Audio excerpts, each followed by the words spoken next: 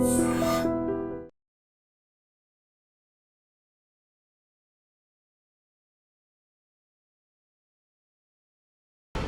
To crime diaries. ఈ వారం మన guest 1992 batch jails department officer, పేరు ఎం భోగేశ్వరరావు గారు, retired jail superintendent, deputy superintendent, Cherlapalli. గతంలో జైల్స్ అనగానే ఖైదీలకు కొడతారని, తిడతారని, మరుగుదొడ్లు కడిగిస్తారని ఒక అపవాదు ఉండేది. కానీ ఇప్పుడు జైల్స్ స్థితిగతులు పూర్తిగా మారిపోయాయి. ఖైదీల్లో పరివర్తన లక్ష్యంగా ప్రారంభిస్తున్న జైల్స్ ఇప్పుడు ఎలా ఉన్నాయి?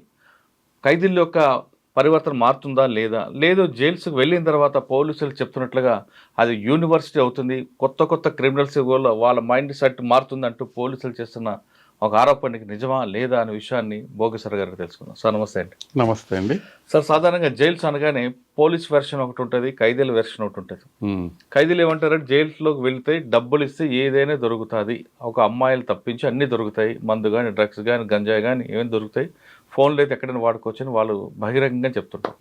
ఇక పోలీసుల వెర్షన్ తీసుకుంటే కొత్తగా నేరం చేసిన వాడు జైల్స్కి వెళ్తే అక్కడ పాత ఖైదీలతో కలిసి కొత్త కొత్త నేరాలు చేయడానికి అలవాటు పడతాడు, కొత్త గ్యాంగులు క్రియేట్ అవుతుంటాయి. కాబట్టి జైల్స్ అనేవి క్రిమినల్స్కి ఒక యూనివర్సిటీ లాగా ఉంటున్నాయని పోలీసులు చెప్తుంటారు. అయితే ఇదంతా వాస్తవా కాదనేది, మీరు గతంలో దాదాపు 32 సంవత్సరాలు జైలు డిపార్ట్మెంట్ పనిచేశారు.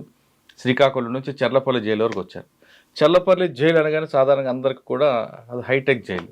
హైటెక్ జైల్లో ఎలా ఉంటుంది, శ్రీకాకుళం లాంటి జైల్లో ఎలాగుంటుంది, అదేవిధంగా మీరు గుడివాడ జైలు కానీ, సంగారెడ్డి జైల్లో, నిజామాబాద్ ట్రైనింగ్ తీసుకున్నారు, ముఖ్యంగా రాజమండ్రి సెంట్రల్ జైలు, ఆ జైలు ఎలాగుంటుంది ఒకసారి చెప్పండి. ఈ జైల్స్ గురించి చెప్పే ముందు బ్రీఫ్గా మీ కుటుంబ నేపథ్యం, ఈ డిపార్ట్మెంట్లకి బై ఛాన్సా బై చాయిస్ రావాలనుకుంటున్నాను? లేదండి, నేను త్రూ ఎంప్లాయ్మెంట్ ద్వారానే రిక్రూట్ అయ్యాను. ఒకసారి మీ ఫ్యామిలీ, మీ పేరెంట్స్. మా నాన్నగారి పేరు మగలదుత్తి వెంకటకృష్ణారావు గారు, రిటైర్డ్ లాక్ సూపరింటెండెంట్, ఆయన చనిపోయారు. మా అమ్మగారి పేరు వెంకట మహాలక్ష్మి, ఆవిడ కూడా చనిపోయింది. నేను ఇప్పుడు హైదరాబాద్లో ఉంటున్నాను. 92లో నేను సర్వీస్లో జాయిన్ అవ్వటం జరిగింది. 92లో జాయిన్ అయ్యి హైదరాబాద్లో ట్రైనింగ్ తీసుకుని ఫస్ట్ పోస్టింగే వెస్ట్ గోదావరి నరసాపురం ఇచ్చారు. అప్పుడు డీజీ గారు మాకు జిఎస్ ప్రభాకర్ గారని, ఆయన పోస్టింగ్ అక్కడ ఇచ్చారు. ఫస్ట్లో మేము 92లో సర్వీస్ ట్రైనింగ్ ఎక్కడ తీసుకున్నారంటే? ట్రైనింగ్ హైదరాబాద్ అండి. ఫస్ట్ 6 months హైదరాబాద్, తర్వాత సబ్సిక్వెంట్గా ఇన్ సర్వీస్లో ట్రైనింగ్ వెల్లూరు, తమిళనాడు. అంటే జైల్స్ డిపార్ట్మెంట్కి వెళ్ళినప్పుడు అంటే బై ఛాన్స్ వచ్చింది జాబు, అక్కడ అందరు క్రిమినల్స్ ఉంటారు, వాళ్ళతో పని ఏంటి అని ఎప్పుడో ఫీలింగ్ రాలేదా మీకు? అట్లాంటిది ఏం లేదు. అప్పుడు ఏదో ప్రొఫెషన్లోకి రావాలనుకున్నా వచ్చాము. వచ్చిన తర్వాత చూసిన తర్వాత మనం ఇక్కడ జాబ్ చేయడానికి బోల్డంత ఉంది మన చేతి నిండా పని అని అయితే మాత్రం నేను అట్లయితే ఫీల్ అయ్యా. ఎందుకంటే ఒక ముద్దాయి అంటే ఒక డీవియేషన్ మేనర్, మనం దాన్ని సంస్కరించి ఉద్దేశం మన correctional services, prisons and correctional services కాబట్టి మనకైతే అందులో ఫుల్గా అవకాశం ఉంటుంది, చేయడానికి అవకాశం ఉంటుంది. అట్లాగే నన్ను శ్రీకాకుళం జైలుకి పంపించినప్పుడు కూడా నేను అట్లాగే అనుకున్నా. అప్పటికే రాష్ట్రంలో గుంటూరు, విజయవాడ ఇవన్నీ కూడా బాగా పెద్ద జైలు. వెళ్ళక ముందు మీరు first post Narasapuram, first post నరసాపురంలో మీకు మెయిన్ ఛాలెంజ్ వచ్చింది. ఫస్ట్ పోస్ట్ మెయిన్ ఛాలెంజ్ ఏంటంటే అప్పటికి అసలు ఇన్ఫ్రాస్ట్రక్చర్ కానీ, స్టాఫ్ ఇవ్వటం కానీ ఏదీ లేదు. అప్పుడే కొత్తగా ప్రిజన్ డిపార్ట్మెంట్ టేక్ ఓవర్ చేసుకుంటుంది. అంతకుముందు జ్యుడిషియల్ డిపార్ట్మెంట్ కింద కంట్రోల్లో ఉండేది. ఫస్ట్ క్లాస్ మేజిస్ట్రేటే జైలుకి సూపరింటెండెంట్గా ఉండేవాడు. వాళ్ళ దగ్గర నుంచి మేము ఛార్జ్ తీసుకుని మా జైలు తరపున సంస్కరణలు పెట్టడం కానీ అవన్నీ కూడా మేము ఇంప్లిమెంట్ చేసాం. మేము తీసుకునేటప్పటికి అవి చాలా వరకు మురికి కోపాల్లో ఉండి, అప్పటికి కూడా కొండలో ఉండే ఈ వాష్రూమ్కి వెళ్ళడానికి ఫెసిలిటీస్ లేకుండా కొండలే అలౌ చేసేవాళ్ళు. ఎలక్ట్రిసిటీ కూడా ఇన్సైడ్ లైట్ బల్బ్ లేదు, ఓన్లీ బయటే బల్బు ఉంటుంది. ఆ బల్బు నుంచి కాంతి లోపలికి వెళ్ళేది అంతే. అది ఫెసిలిటీస్ ఎర్లీ జైల్స్లో అట్లాగే ఉంటాయి. అతను ఎవరో కాంట్రాక్టర్ ఎవరో కూరగాయలు, ఉప్పు, పప్పు తెచ్చిచ్చేవాడు. వీళ్ళని చూసేవాళ్ళు ఎవరు, పట్టించుకునేవాళ్ళు ఎవరు, అట్లా ఉండేదన్నమాట. తర్వాత జైలు డిపార్ట్మెంట్ ఫస్ట్ పోస్టింగ్ లో మీకు ట్రబుల్ మాంగర్ ఎదురయ్యారా? ట్రబుల్ మాంగర్స్ అన్ని చోట్ల ఉంటారండి. ఒక్క వెస్ట్ గోదావరి నరసాపురంలో ఏంటి ఎక్కడైనా ఉంటారు. కాకపోతే ఏంటంటే వాళ్ళు సమాజంలో ఏదో ఒక ఇబ్బంది తగిలి మన దగ్గరికి వస్తారు. అసలు ఉదాహరణ చెప్పుకోవాలంటే కేసరి ప్రభాకర్ అన్న అతను వెస్ట్ గోదావరి నరసాపురంలో తగిలాడు. చాలా ఇంట్రెస్టింగ్ సబ్జెక్ట్. అతను మామూలుగా సెకండ్ షో సినిమాకి వెళ్ళాడు. సెకండ్ షో సినిమా ఇండియన్ బ్యాంక్లో బ్రాంచ్ మేనేజర్ కింద సెలెక్ట్ అయ్యి వారణాసిలో ఉద్యోగం. అతను సెలవులకి వెస్ట్ గోదావరి నరసాపురం వచ్చాడు. వెస్ట్ గోదావరి నరసాపురం వచ్చి సెకండ్ షో సినిమాకి వెళ్ళాడు. టికెట్ ఏదైనా అడిగారు పోలీసు వాళ్ళు. అడిగితే నీకు చూపించేది ఏంటి టికెట్, అని అన్నాడు. మరి ఈ టైంలో వస్తున్నాం అంటే మేము అడుగుతాం కదా పోలీసు వాళ్ళు అని అన్నారు. తీసి లోపల జైల్లో వేశారు. లాకపల్లి పెట్టారు పోలీస్ స్టేషన్లో. పొద్దున్నే వెళ్ళిపోమన్నారు. సినిమా టికెట్ అడిగారు లేదంటే పోలీస్ స్టేషన్ లాకపల్లి పెట్టారు. లాకపల్లి పెడితే ఉదయం అతను నాకు చెప్పాడు, ఉదయం వెళ్ళిపోమని చెప్పారు. ఎస్ఐ వెళ్ళిపోమని చెప్తే నేను ఎందుకు వెళ్ళాలి, నన్ను ఇల్లీగల్ డిటెన్షన్ చేశారు కాబట్టి నాకు సమాధానం చెప్తేనే నేను వెళ్తానని అన్నాడు. బయటకు వెళ్ళి కేసు వేసాడు అతను. ఎస్ఐ మీద ఇల్లీగల్ డిటెన్షన్ అని వేశారు కేసు. అప్పట్లోనే ఇల్లీగల్ డిటెన్షన్ అని కేసు వేసాడు. అతను నా జైలుకి రిమాండ్కి వచ్చాడు. వచ్చిన తర్వాత సార్ కాదండి ఎస్ఐ మీద కేసు ఆయన జైలు రావడం ఏంటి? ఎస్ఐ మీద జైలు వేసి ఎస్ఐ 31 డిసెంబర్ నైట్ ఎస్ఐ రౌండ్కి వెళ్తే ఎస్ఐ మీద దాడి చేశారు కొంతమంది. అందులో ఇతను A26 కింద ఉన్నాడా లేదంటే ఫిక్సప్ చేశారు? ఉన్నాడని నేను చెప్పలేను. ఉన్నాడని నేను అయితే చెప్పలేను. అతన్ని A26 కింద పెట్టారు. అతన్ని రిమాండ్కి తీసుకొచ్చారు. అతను జ్యుడిషియర్ని కూడా చాలా బాగా ప్రశ్నించాడు. ఇతను నాకు వెస్ట్ గోదావరి నరసాపురంలో న్యాయం జరగట్లేదని ఇతను ట్రాన్స్ఫర్ పెట్టుకున్నాడు. పాలకొల్లుకి ట్రాన్స్ఫర్ పెట్టుకున్నాడు. పాలకొల్లు ట్రాన్స్ఫర్ పెట్టుకుంటే పాలకొల్లు కోర్టులో ఇతన్ని కేసరి ప్రభాకర్ రావు అని పిలిచారు. పిలిస్తే నన్ను ఏ కేసులో పిలిచారో నేను తెలుసుకుంటేనే నేను లోపలికి వస్తానని అడుగుతాను. ఎవరు మంచివాడు ఉన్నాడు అనేదికల్లా అతను కోర్టు వాళ్ళు నీకు చెప్పాల్సిన అవసరం లేదని బెల్లబంటరుతో చెప్పాడు. చెప్తే కేసరి ప్రభాకర్ అలా కాదు, నేను చెబితేనే నేను వస్తా, రాజ్యాంగం నాకు ఇచ్చిన హక్కు ప్రకారంగా నన్ను ఏ కేసులో పిలుస్తున్నారో నాకు తెలిస్తేనే నేను లోపలికి హాజరవుతాను. గట్టిగానే చాలా మంచి మనిషి సార్, చాలా మంచి మనిషి. I'm appreciate still today also. లోపలికి వెళ్ళాడు కోర్టులకి. తర్వాత కోర్టుకి వెళ్ళకపోతే రిమాండ్ ఇచ్చారు, నా దగ్గరికి వచ్చాడు. వచ్చిన తర్వాత వ్యవస్థలో నాకు ఇట్లా లోపాలు ఉన్నాయి, నేను హంగర్ స్ట్రైక్ చేస్తాను జైల్లో అన్నాడు. ఓకే నాకేం ప్రాబ్లం లేదు, మీరు కాగితం మీద రాసిచ్చామన్నారు. అట్లాగే రాసి చేసేసాడు. నేను మామూలు జ్యుడిషియరీ ఆఫీసర్ పంపించాను. సబ్సిక్వెంట్గా అతన్ని సెంట్రల్ జైలు రాజమండ్రికి ట్రాన్స్ఫర్ చేశారు. అంటే జైల్లో హంగర్ స్ట్రైక్ చేయకూడదా? అంటే హంగర్ స్ట్రైక్ చేయడానికి సబ్ జైల్లో పెద్ద ఫెసిలిటీస్ ఉండవు. సెపరేట్ రిమాండ్ పెట్టడానికి, సెపరేట్గా లాకప్ చేయడానికి అట్లాగే ఏమి ఉండదు. కాబట్టి మేము ట్రాన్స్ఫర్ చేసాం. ఫస్ట్ ఏడీ పర్మిషన్ తీసుకుని అతను ట్రాన్స్ఫర్ చేసాం. కానీ సబ్సిక్వెంట్గా అతను చట్టం మీద పోరాడి తర్వాత ప్రాణాలు కూడా వదిలేసుకున్నాడు, చచ్చిపోయాడు పాపం. అంటే ఫస్ట్ కేసు మీకు మంచి కేసు సార్, చాలా మంచి కేసు అది. ఆయన హక్కుల మీద ఆయన పోరాటం చేశారు. హక్కుల మీద పోరాటం. ఓకే, అక్కడ నర్సాపురం తర్వాత నర్సాపురంలో చాలా పీస్ఫుల్గానే ఉండేది. ఎవరు రౌడీ షీటర్లు కానీ అప్పటికే అంతమునిపై ఉక్కుపాదం పెట్టి చేశారు. అక్కడి నుంచి మళ్ళీ నేను సెంట్రల్ జైలు రాజమండ్రికి వచ్చాను. సార్ రాజమండ్రి సెంట్రల్ జైలు అప్పట్లో కంబైన్డ్ ఏపీలో అదొక పెద్ద సెన్సేషన్ జైలు. అక్కడ నక్సలైట్లు కానీ లేదు క్రిమినల్స్ కానీ, మోస్ట్ వాంటెడ్ క్రిమినల్స్ కానీ లేదా హ్యాబిచువల్ అఫెండర్స్ కానీ అక్కడ ఉంటారు. నక్సలైట్ బ్లాక్ సెపరేట్గా ఉండేది రాజమండ్రి సెంట్రల్ జైల్లో. తర్వాత సెపరేట్గా కన్ఫైన్మెంట్కి వేరే సెల్స్ కూడా ఉండే. మాకు అప్పుడు వచ్చిన సూపరింటెండెంట్ గారు ఆ సెపరేట్ సెల్స్, పనిష్మెంట్ సెల్స్ కూడా తీసేసి వీళ్ళందరూ కూడా జనజీవన సమితిలోనే కలిసిపోవాలని, నక్సలైట్ బ్లాక్ కూడా తీసేసి మామూలుగా చేసేసాడు ఆయన. అందరూ కలిపే ఉండాలని పెట్టాడు. వాళ్ళకి సెపరేట్ ఏంటి, సెపరేట్ ఫుడ్ ఏంటి అదేం లేదు, అందరూ కలిసే ఉండాలని అన్నాడు. అట్లా అప్పుడు రాధాకృష్ణ శెట్టి కాదండి, నక్సలైట్లు ఎవరు ఉండేవారు మీ దగ్గర? నక్సలైట్లు పేర్లు మర్చిపోయానండి. అంటే వాళ్ళు ఏమైనా ఇబ్బంది పెట్టేవారా? అంటే వాళ్ళు ఎక్కువగా హక్కుల కోసం పోరాడతారు. వాళ్ళు హక్కుల కోసం పోరాడేది ఏమన్నా సాయంత్రం 6 దాకా కొంచెం బయట ఉండాలని చూస్తారు. వెళ్ళిపోయేటప్పుడు లాల్ సలాం వల్ల లాకప్కి వెళ్తారు. అంతకుమించి వాళ్ళది ఏం లేదు. వార్తలు వినేవాళ్ళు అప్పట్లో.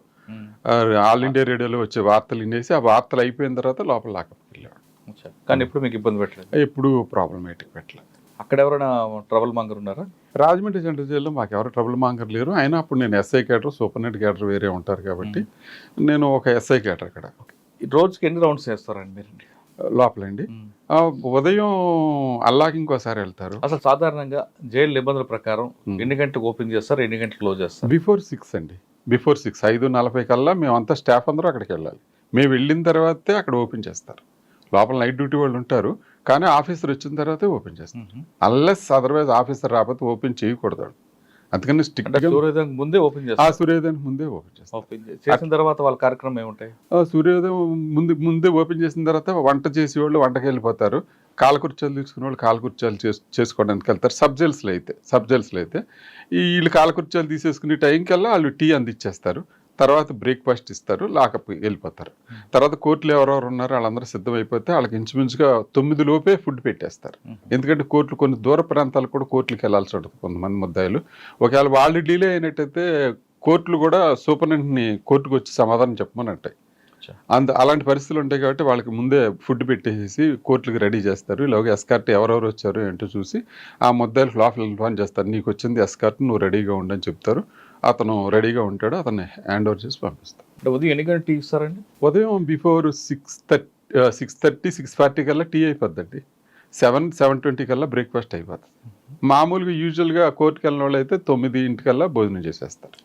లంచ్ ఎన్ని గంటలకు ఇస్తారు? అదే భోజనం అంటే అదే 9 గంటలు. 9 గంటలకల్లా భోజనం ఇచ్చారు. లేకపోతే మరి 10కి కోర్టుకి వెళ్తారు కదండి. మళ్ళీ వెళ్ళలేదు అనుకోండి కోర్టుకి వెళ్ళినప్పుడు 9-9:30 కల్లా ఫుడ్ అయిపోతుందండి. ఫుడ్ పంపిణీ అయిపోద్ది. 9 కల్లా సూపర్నెంట్ రౌండ్ వెళ్తుంది. రౌండ్ వెళ్ళే టైంలోనే వాళ్ళకి మనం సూపర్నెంట్ ఫస్ట్ ఖైదీలకు ఇచ్చే భోజనం టేస్ట్ చేయాలి.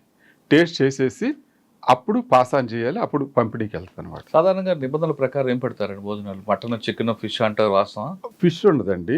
మేము ఉన్నప్పుడు మటను ఫస్ట్ అయితే మేము సర్వీస్లో జాయిన్ అయినప్పుడు ఓన్లీ మటనే ఉండేది.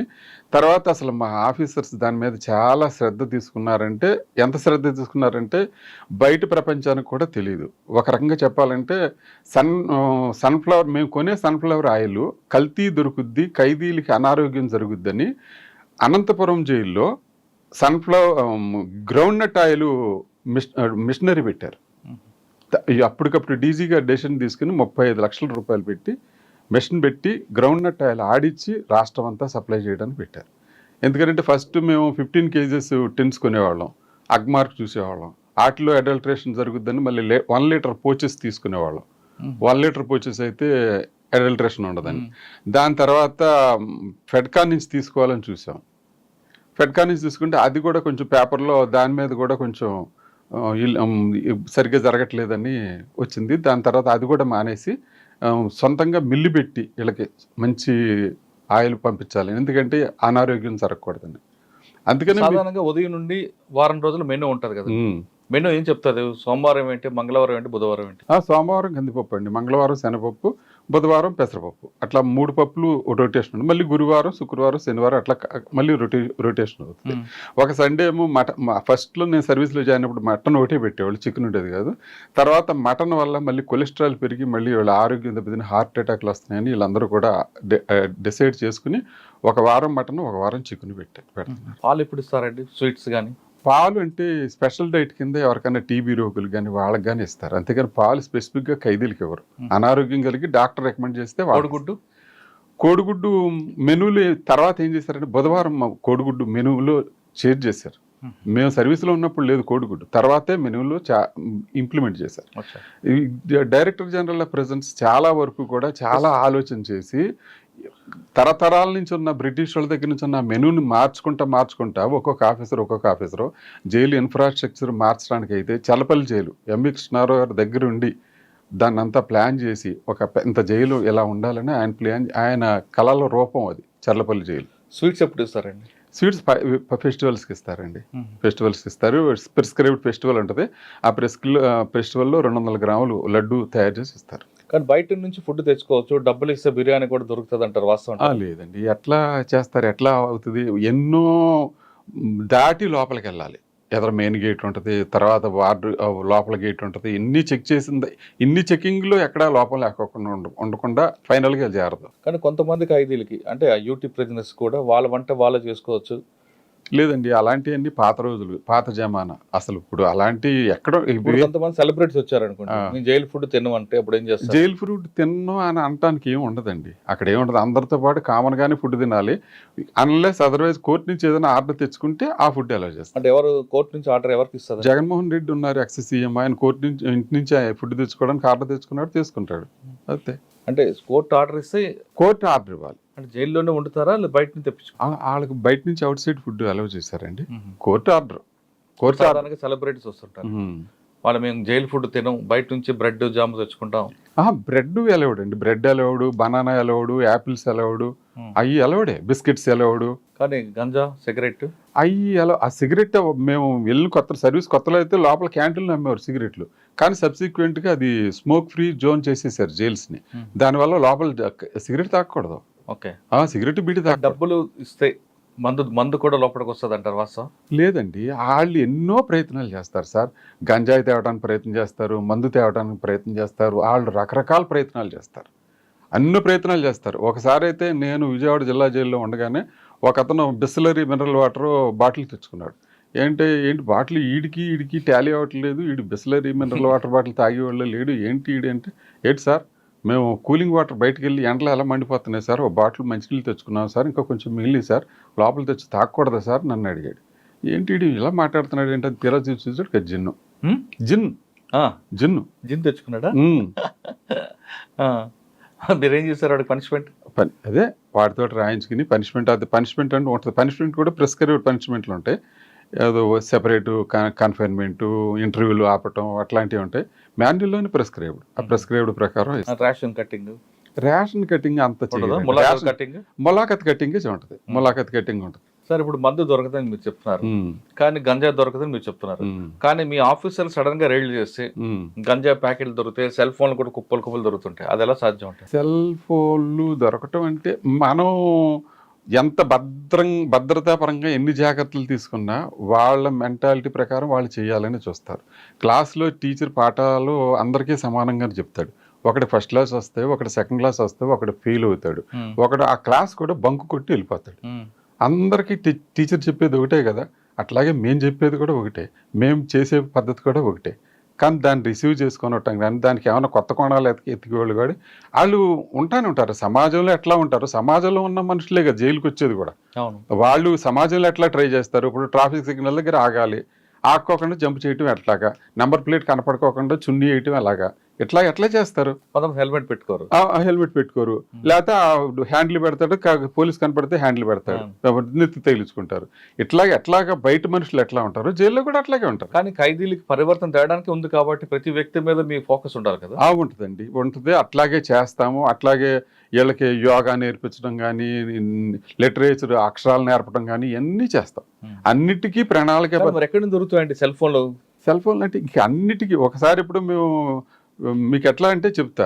ఒకడెవడో కాల్గేట్ టూత్ పౌడర్ పట్టుకొచ్చాడు.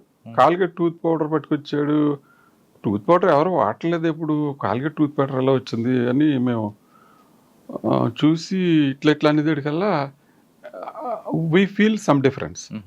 ఏంటని తీరా చూస్తాడు, అందులో గంజాయి ఉంది. గంజాయి మరి కాల్గేట్ టూత్ పౌడర్ కదా వాళ్ళు పంపించేస్తే అయిపోద్ది కదా. బ్రెడ్ కూడా ఏం చేస్తారంటే, బ్రెడ్ పంపించినా కానీ వాళ్ళు ఏమైనా చేస్తారని ఇలా నొక్కి ప్రెస్ చేసి పంపిస్తాం. బ్రెడ్లో కూడా చేస్తారు. బ్రెడ్ అనే బిస్కెట్ ప్యాకెట్ ఉందనుకోండి, బిస్కెట్ ప్యాకెట్లో కట్ చేసేసి లోపల 2-3 బిస్కెట్లు తీసేసి లోపల పెట్టేసి పైన పెవికాలతో పెట్టి అంటించి పంపిస్తారు. మేము మళ్ళీ అది చూడాలి చక్కగా, ఏ బరువు తేడా ఉందా లేదా. ఇన్ని జాగ్రత్తలు తీసుకుంటేనే కానీ మీలాంటి వాళ్ళ దగ్గర మేము సమాధానం చెప్పలేం. కానీ సెల్ ఫోన్లో సాక్స్లోని షూస్లో కూడా పెట్టుకుని వస్తుంటారు కదా సార్. ఎయిర్పోర్ట్లోనే జరుగుతుంటాయి సార్. ఎయిర్పోర్ట్ కూడా మీరు పకడ్బందీగానే ఉన్నదే వ్యవస్థ, జైలు లాగానే పకడ్బందీగా ఉన్న వ్యవస్థ. ఎయిర్పోర్ట్లో వచ్చిన దానికి కూడా అట్లాగే ఉంటుంది. మనం శతవిధాలా మనం ట్రై చేస్తాం, వాళ్ళు శతవిధాలా ట్రై చేస్తాం లోపల రావడం. కానీ కింద చుట్టుపక్కల ఉన్న కొంతమంది సిబ్బంది సహకారం లేకుండా జరగదనేది. సిబ్బంది కూడా బయట జనం నుంచి, సమాజం నుంచి వచ్చిన వాళ్ళే కదా సార్, కానీ ఏంటంటే వాళ్ళ మీద మేము పర్యవేక్షణ అయితే ఉంటుంది. ఎందుకనంటే తప్పు కింద సిబ్బంది చేసినా కానీ పైయోళ్ళ రెస్పాన్సిబిలిటీ, పైయోళ్లే సమాధానం చెప్పుకోవాలి కాబట్టి నిరంతరం మా జాగ్రత్త అయితే మేము తీసుకుంటాం. కానీ జైల్లో ఉన్న సిబ్బంది ఎక్కువ ములాఖాతుల దగ్గర ఎక్కువ పనిచేయడానికి ఇష్టపడతారు, గేట్ల దగ్గర పనిచేయడానికి ఇష్టపడతారు. కానీ రౌండ్స్లో కానీ లోపల కానీ సెంట్రిక్ కానీ ఎక్కువ ఇష్టపడరు అంటారు. ఎందుకంటే నాకైతే ఇప్పుడు వరకు అలాంటిది ఏం తగల. ములాఖాతు డబ్బులు వస్తాయన్నా? నాకైతే అలాగే ఏం తగల. అంటే మా దగ్గర కూడా రాస్టర్ ఉంటుంది. రాస్టర్ ప్రకారం ఇవాళ గేట్ చేస్తే లోపల రౌండ్ ఉంటుంది, ఓ రోజు డే అయితే ఒక రోజు నైట్ ఉంటుంది. ఆ రాస్టర్ ప్రకారం చేస్తాం. మనం రాస్టర్ ఎప్పుడైతే దాన్ని డీవియేషన్ చేసామో కింద స్టాఫ్ మళ్ళీ ప్రశ్నించడానికి అవకాశం ఉంటుంది. రాస్టర్ డీవియేషన్ చేయకోకుండా ఉంటే దానికి అట్లా ఏం ఆడటానికి ఉండదు కదా. ఓకే సార్, మీ సర్వీస్లో టిపికల్ కేసులను చూసారు. ఇప్పుడు మీరు చెప్పారు బిస్కెట్ ప్యాకెట్లో గంజాయి, అటువంటి ఏమన్నా ఇంత దారుణంగా ఈ విధంగా కూడా ఎక్స్పోర్ట్ చేయొచ్చు అన్నది? చేస్తారు సార్. యానస్లో కూడా పెట్టుకుని తీసుకొస్తారు. మేము మళ్ళీ కూర్చోబెట్టి యానస్లో కూడా పెట్టుకుని తీసుకొస్తాం. యానస్లో కూడా పెట్టుకుని తీసుకొస్తాం. దాన్ని ఎలా చెక్ చేస్తారు? దాన్ని ఒక కట్టెన్ వెనకాలకి తీసుకెళ్ళి ఆయన కూర్చోబెట్టి బయట తీస్తారు. యానస్లో ఒక ప్యాకెట్లో పెట్టుకుని దారం బయట పెట్టుకుంటాడు. ఆ దారం పెట్టుకుని లాగితే అది బయటకు వచ్చింది. అటువంటి సంఘటన ఎదురయ్యా మీకు? మీకు ఎలా తెలుస్తుంది వాడు యానస్లో అది ఉందని? నడక తేడా తెలుస్తుంది, వాడి బిహేవియర్ తెలుస్తుంది లోపల. వాళ్ళు శతవిధాలు ట్రై చేస్తారు సార్, గంజాయి తీసుకురావడం శతవిధాలు ట్రై చేస్తారు, అందులో అనుమానం లేదు. కొంతమంది స్టేడియం నుంచి స్టేడియం అంటున్నా జైలు బయట నుంచి బాల్ ద్వారా బాల్ దారి వేస్తారు, మేము పట్టుకోవడానికి మధ్యాహ్నం మామూలుగా సాధారణంగా అవన్నీ కూడా లంచ్ బ్రేక్ టైంలో జరుగుతూ ఉంటాయి. అవన్నీ సీసీటీవీ కెమెరాలు లేనప్పుడు జరిగేయేమో, కానీ తర్వాత సరే సీసీటీవీలు కూడా పెట్టేసిన తర్వాత మళ్ళీ ఒకవేళ ఎవరైనా మేము వెళ్ళినా కానీ మేము సీసీటీవీ సర్వేలెన్స్ చూసి చెక్ చేస్తాం అనమాట. ఆ తర్వాత ఆ కార్నర్లో వాళ్ళకి పోస్టింగ్ వాళ్ళకి చెప్తాం మేము లంచ్కి వెళ్తున్నాం జాగ్రత్త. మళ్ళీ మాకు ఇన్ఫార్మేషన్ ఖైదీలు కూడా పెడతాం, మాకు ఇన్ఫార్మ్ చెప్పేవాళ్ళని. ఏదైనా వచ్చిందా ఏంటంటే ఆడు చెప్తాడు అనమాట, ఏమైనా జరిగితే ఆడు చెప్తాడు. ఈయన చూసేవాడికి ఆడు కూడా అలర్ట్గా ఉంటాడు. సార్ జైలు మాన్యువల్ ప్రకారం తప్పు చేసే పనిష్మెంట్ ఏ విధంగా ఉంటాయి? జైలు మాన్యువల్ ప్రకారంగా పనిష్మెంట్లు ఉంటాయండి. అంటే వాడు ప్రిస్క్రైబ్డ్ ఉండే సబ్సిడరీ జైలు మాన్యువల్లో ఉన్నాయి ప్రిస్క్రైబ్డ్. ఆ ప్రిస్క్రైబ్డ్ ఏంటంటే ఇంటర్వ్యూలు కట్ చేయటం, ఆ తర్వాత అతనికి ములాఖాతులు తీసేయటం, తర్వాత ఏదైనా రెమిషన్ ఉంటే రెమిషన్ తగ్గించడం, అలాంటివి ఉంటాయి. అందుకనే లైఫర్స్ వాళ్ళందరూ కూడా చాలా జాగ్రత్తగా రూల్స్కి అనుకూలంగానే చేస్తారు తప్ప వ్యతిరేకంగా చేయరు. ఎందుకంటే యూటీ ప్రిజనర్స్ ఎవరన్నా యూటీ ప్రిజనర్స్లో కూడా ఓన్లీ 5% కొంచెం డీవియంట్ మేనర్ ఉన్న వాళ్ళు ఉంటారు, కానీ 80 to 90% వరకు చాలా వరకు లా ఒబైడింగ్ పీపులే ఉంటారు. ఎందువల్ల అంటే వాళ్ళు ఏదో యాక్సిడెంటల్గా కానీ సడన్ ప్రొవొకేషన్ వల్ల కానీ ఏదన్నా కేసులో ఇరుక్కోవటం అవుతుంది తప్ప అట్లా అవ్వదు. ఎందుకు ఇప్పుడు మాకు సర్వీస్లో చేరినప్పుడు చోరీ కేసుల మీద చాలా ఎక్కువగా రిమైండ్ వచ్చాయి, చోరీ కేసుల్లో ఎక్కువ వచ్చాయి. సబ్సిక్వెంట్గా 98 99 2000 ఆ ప్రాంతాలకు వచ్చాడు 498లో ఎక్కువ వచ్చాయి. ఆ ఫ్యామిలీ మొత్తం కేసుల్లో పెట్టేవాళ్ళు, ఫ్యామిలీ మొత్తాన్ని కేసులో పెట్టేవాళ్ళు. సబ్సిక్వెంట్గా తర్వాత 498లో కోర్టు కూడా రిమాండ్ ఇవ్వకోకుండా ఉండడం వలన తగ్గినాయి. కానీ కొంచెం మన చట్టాల ప్రకారంగానే లోపలికి వచ్చే ముద్దాయిలు దాన్ని బట్టి ఆధారపడి ఉంటాయి. సార్ సాధారణ జైల్లోకి వచ్చిన తర్వాత యోగా, పేపర్ చదువుకోవడం అవన్నీ నేర్పుతారంట వాస్తవం? అవునండి, అవును. యోగా చేస్తారు. అసలు ఒక్కొక్క డిఏజీ అయితే డిఏజీ గారు అయితే ఫిజికల్ పెరేడ్కి బాగా ఇంపార్టెన్స్ ఇచ్చేవారు.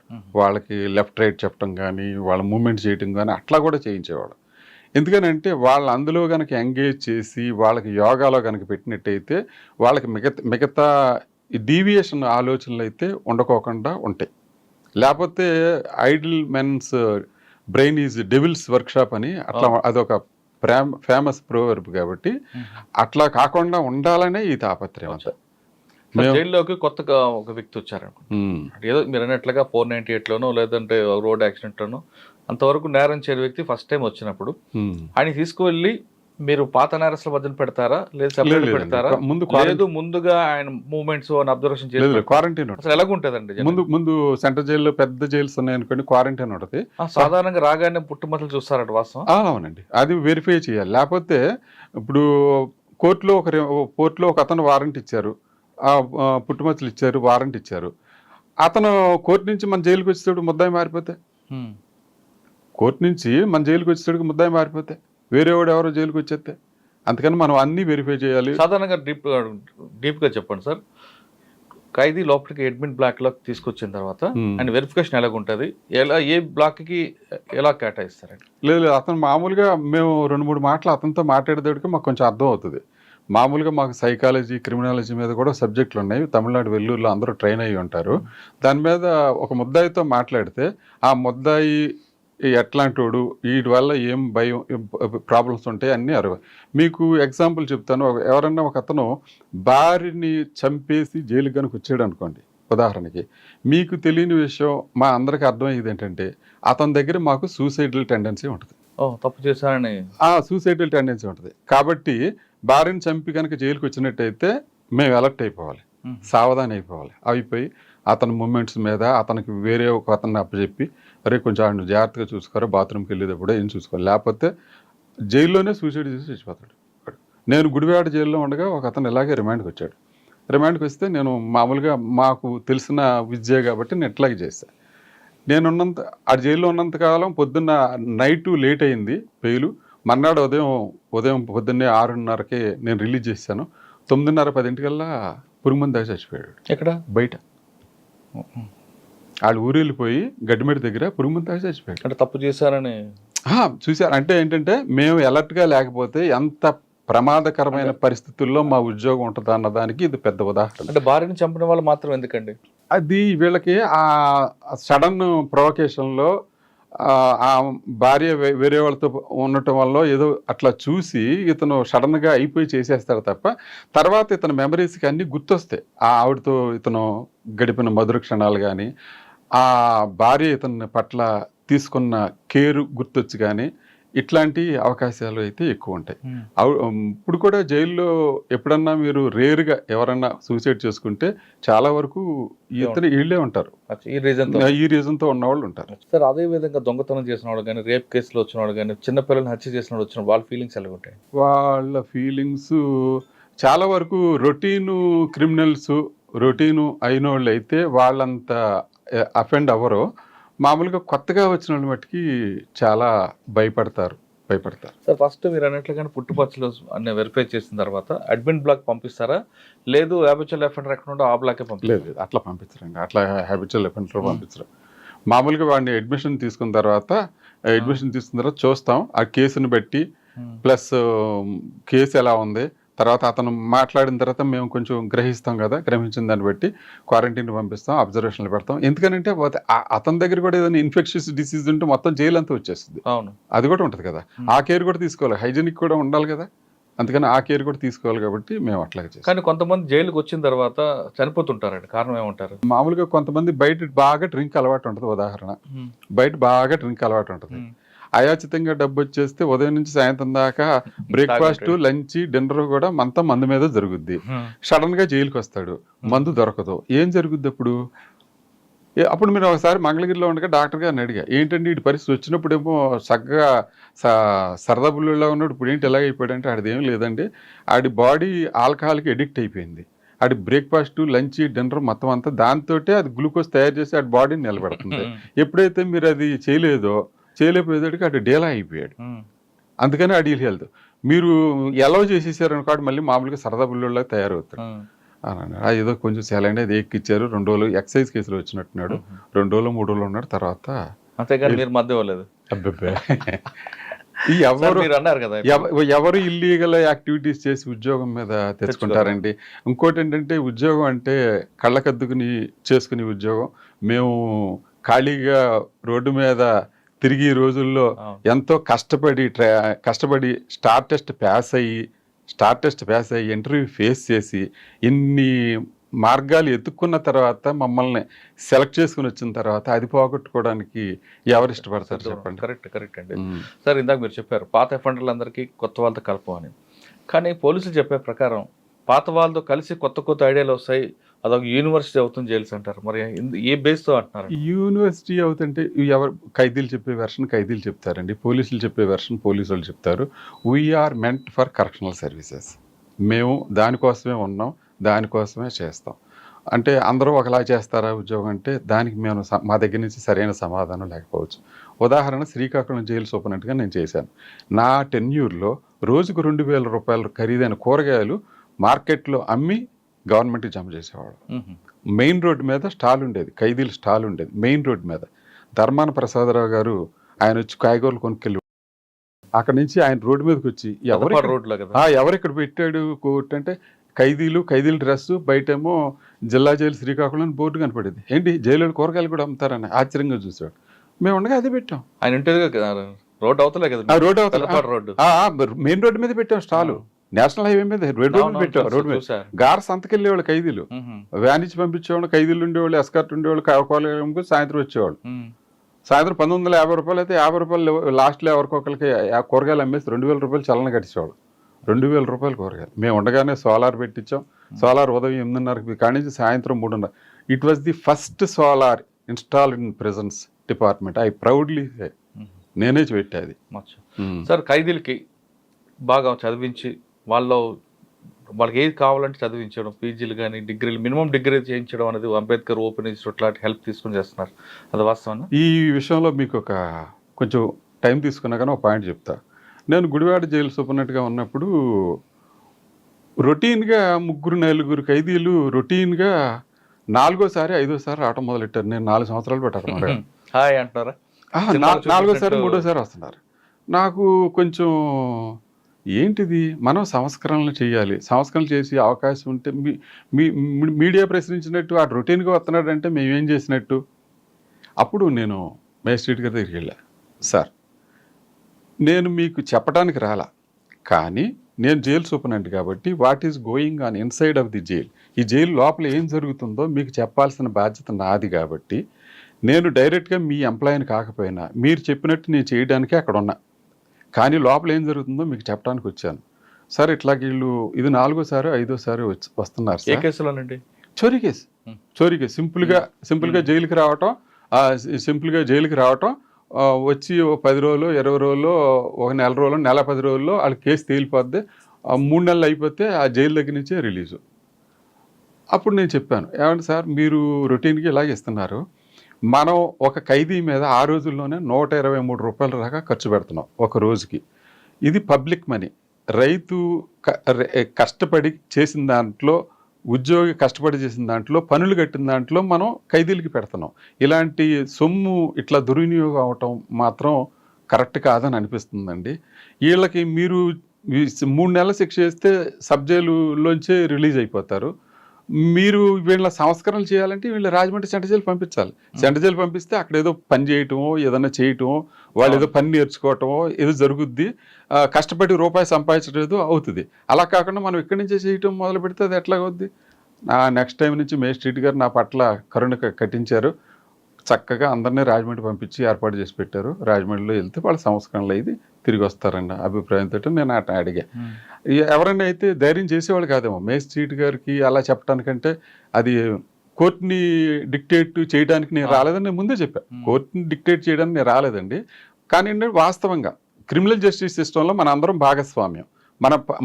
మన పద్ధతి ఏంటంటే, ఎవరన్నా బై ఛాన్స్ ఏదైనా నేరం చేసి కనుక జైలుకి వచ్చినట్టయితే అతన్ని మనం సంస్కరించి మనం బయటికి రిలీజ్ చేయాలి. రిలీజ్ చేయడానికి మనం అంతా ఉన్నాం. మీరు ఆ సంస్కరణ చేసే అవకాశం మాకివ్వండి. మాకు ఇవ్వాలంటే మీరు రాజమండ్రి సెంట్రల్ జైలు పంపించినట్టయితే అతనికి మేము నేర్పించి చేయడానికి ఉంటాయి. సబ్ జైల్స్లో మరి ఇన్ని చేయడానికి ఉండవు కదా సార్. మీ సర్వీస్లో ఆ విధంగా చదువుకొని, అంటే ఒక జైల్లోకి ఇన్నోసెంట్ కొంచెం వ్యక్తి కనీసం డిగ్రీ పాస్ అయిన బయటకు వచ్చిన వ్యక్తులు రాజమండ్రి సెంట్రల్ జైల్లో చాలా మంది ఉంటారండి. చాలా మంది ఉంటారు. సంవత్సరానికి నాకు తెలిసి 5 to 10 మెంబర్స్ వరకు అట్లాగే డిగ్రీ తీసుకుని వెళ్తారు. లోపల జైల్స్ లో అసలు ఎలాంటి తప్పు జరగదు అని మీరు చెప్తున్నారు, కానీ జైల్స్ లో కొన్ని డబ్బు ఉంటే జైల్లో ఏవైనా సాధించవచ్చు అని చాలా మంది చెప్తుంటారు. ఫర్ ఎగ్జాంపుల్, జైల్లోకి వచ్చిన తర్వాత కింద పడుకోవడానికి ఇబ్బంది ఉంటుంది, నేను లోపల మేనేజ్ చేసుకుంటే హాస్పిటల్లో వార్డు ఇస్తారు, హాస్పిటల్లో మంచిగా ఉంటుంది అంటారు. లేదండి, దానికి ఏం చేస్తారు, మామూలుగా ఒకళ్ళు రాయాలి, ఒకళ్ళు చెయ్యాలి, డాక్టర్ సర్టిఫికేట్. ఇప్పుడు మీరు చెప్పిన దాని ప్రకారం నేరం చేయాలంటే జైల్లో డాక్టర్ గారు చేయాలి, సూపరింటెండెంట్ గారు చేయాలి, అక్కడ ఉన్న జైలర్ చేయాలి, అక్కడ ఉన్న కానిస్టేబుల్ చేయాలి. వీళ్ళందరూ చేస్తే అవుతుంది. అది అంతమంది చేయకపోతే ఒకళ్ళ ద్వారా అవ్వదు కదా. అవ్వదు అంటే అదంతా అబద్ధం అంటారు. లేదండి, అట్లా ఇప్పుడు చేసేది ఎక్కడో జరుగుతుంటాయి కదా. ఇప్పుడు ప్రభుత్వం ఏదైనా మంచి పని చేస్తుంది అనుకోండి, ప్రతిపక్షాలు విమర్శిస్తుంటాయి. అట్లాగే జైల్లో సూపరింటెండెంట్ ఉద్యోగం చేస్తున్నాడు అనుకోండి, కింద వాళ్ళు విమర్శిస్తూ ఉంటారు. జైలు సూపరింటెండెంట్ కరెక్ట్ గా ఉద్యోగం చేస్తే విమర్శించడానికి బోల్డంత మంది ఉంటారు, ఇంక్లూడింగ్ మీడియాతో సహా. మీడియా కూడా విమర్శలు చేస్తూనే ఉంటది. తర్వాత లోపల ఖైదీలు చేస్తూ ఉంటారు. పొలిటికల్ లీడర్స్ వాళ్ళ మాట ఎవరైనా వినకపోతే వాళ్ళు కూడా వాళ్ళు చేయాల్సింది కూడా వాళ్ళు చేస్తూ ఉంటారు. ఏదైనా మన ఉద్యోగం మనం కరెక్ట్గా చేసినందువల్ల ఎవరికి జడవక్కర్లేదు. ఓకే సార్, రాజమండ్రి రిజల్ట్కి వెళ్తాం మీ సర్వీస్ లో. అక్కడ మీకు ఎదురైన సంఘటన, మర్చిపోలేని సంఘటన ఉందా? మర్చిపోలేని సంఘటనలు ఎక్కువ లేవండి. ఎందుకంటే నేను ఎక్కువ కాలం అక్కడ పనిచేయలేదు, 1 సంవత్సరం చేశాను. నేను చేసిన టైంలో ముందు కొద్దిగా 4 ఖైదీలు పారిపోవడం జరిగింది. దాని తర్వాత నేను ఎక్కువ కాలం లేను, ఒక 6 నెలలు ఎంతకాలం ఉన్నాను. తర్వాత వెల్లూరు ట్రైనింగ్కి వెళ్ళా. వెల్లూరు ట్రైనింగ్ తర్వాత మంగళగిరి అండి. అక్కడ మంగళగిరిలో చాలా వరకు 4.5 years చేశాను. మంగళగిరిలో మనం సర్వీస్ బాగా చేస్తే గుర్తించడానికి మేము ఎవరి దగ్గరికి వెళ్ళా, మా పై ఆఫీసర్ కాదు, లయన్స్ క్లబ్ వాళ్ళతోటి మొత్తానికి ఆ జైలు అంతా శుభ్రంగా ఇలా ఒక మాయ చేసినట్టు అయిపోయింది అనమాట ఆ jail. It is the first sub jail implementing LPG gas system. అంత మునుపు అంతా ఫైర్వుడ్ తోటే ఖైదీలు కొంటలు ఉండేవాళ్ళు. మంగళగిరి జైలు అంతా డొనేషనే. ఆ ఎల్పిజి సిస్టము డొనేషనే, ఆ ఎల్పిజి స్టవ్లు డొనేషనే, యుటెన్సిల్స్ డొనేషన్, అందరూ డొనేషన్. ఎందుకంటే జైల్స్కి ఇవ్వడానికి సాధారణంగా ఒప్పుకోరే. అది వాళ్ళు కూడా చాలా ఇష్టపడేవాళ్ళు. లయన్స్ క్లబ్ వాళ్ళు అయితే ఎన్ని లయన్స్ క్లబ్లు అంటే లోపల ఇసుకేస్తే రాలనంత మంది వచ్చేవాళ్ళు. మంగళగిరి జైలు అంతా కూడా అంతా వాళ్ళే. తర్వాత మా సర్వీసెస్ చూసి ఊళ్ళో ప్రజలు సన్మానానికి మాకు పిలిచారు. పిలిస్తే గవర్నమెంట్ సర్వెంట్ కింద నేను సన్మానానికి అలా వెళ్ళకూడదు కాబట్టి నేను మళ్ళీ మా హైయర్ అథారిటీస్కి ఇన్ఫార్మ్ చేసి, సార్ ఇట్లా అంటున్నారు వాళ్ళు, నన్ను వెళ్ళమంటారంటే దే ఆర్ పర్మిటెడ్ అయితే నేను వెళ్తే సన్మానం అంటే అక్కడ ప్రిజనర్స్ ఎవరండి? మంగళగిరి పక్కన తాటికొండ వల్ల లేదా బయట వాళ్ళు వచ్చేవారా? లేదండి, నేనున్నప్పుడు famous rowdy sheeter Degala scene వచ్చాడు. ఓకే. డాగల్ సీన్ 1 year ఉన్నాడు. ఏమంటాడు? ఆ రౌడీ షీటరే కదా. రౌడీ షీటర్ వాళ్ళు సార్ ఇప్పుడు బయట ఉన్న రౌడీ షీటర్ కానీ లోపలికి వచ్చాక కామ్కుంటాడు, అక్కడ కూడా రౌడీగా ప్రవర్తిస్తాడు. రౌడీజం చలాంచాలని చూస్తాడు, తోటి ఖైదీల్ని నొక్కాలని చూస్తాడు. మా పని ఏంటంటే అతని బారి నుంచి మిగతా వాళ్ళని సంరక్షించాలి. అందరికీ యూనిఫారం, షేర్ అవర్ బకరా ఏకీ ఘాట్కి పానీ పీతా హై అన్నట్లుగా మనం అట్లా చేస్తేనే అట్లా అవుతుంది. అంటే అత్త కొమ్ములు తిరిగిన రౌడీని ఎలా కంట్రోల్ అవుతాడు? ఎలా కంట్రోల్ అవుతారంటే మా సిస్టమ్ ఇది, మేము ఇంతే చేస్తాం. మన దగ్గర అవినీతి కనపడకోకుండా ఉన్నట్టయితే వాళ్ళు మన మాట వింటారు. మీరు అది ఎక్కడ చాలా చోట్ల చూస్తుంటారు. మన కరప్షన్ లేకపోతే వాడు ఆటోమేటిక్గా సెట్. కానీ ఇంతమంది క్రిమినల్స్ మధ్యన ఎలాంటి ఆయుధాలు లేకుండా పనిచేయడం ప్రాబ్లం కాదు? అవుతుందండి. ఒకసారి ఒక కేసులో 160 మంది ఉంటారు. మీరన్న పాయింట్ మంచి పాయింటే. నేను జైలర్గా లోపల ఉద్యోగం చేస్తున్నాను. కొంచెం కేకలు వినిపోయేటప్పటికి నా దగ్గర ఎదురుగుండా ఉన్న కానిస్టేబుల్ అబ్జర్వ్ చేయలేదు, కానీ అతను రొటీన్ పనులు పడిపోయాడు. కానీ నాకు ఏదో అనుమానం వచ్చింది.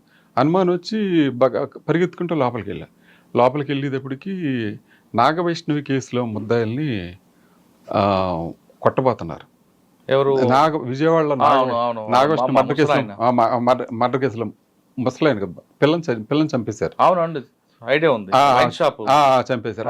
వాళ్ళ మీద దాడి చేస్తున్నారు. దాడి చేస్తే బాగా లోపలికి వెళ్తే ఇటు 160 మంది, ఇటు 160. నేను ఒక్కడే వెళ్ళాను.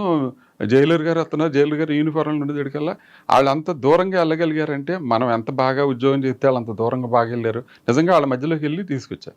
తర్వాత ఇదే సబ్జెక్ట్ మీద కోర్టు కూడా నన్ను పిలిచింది.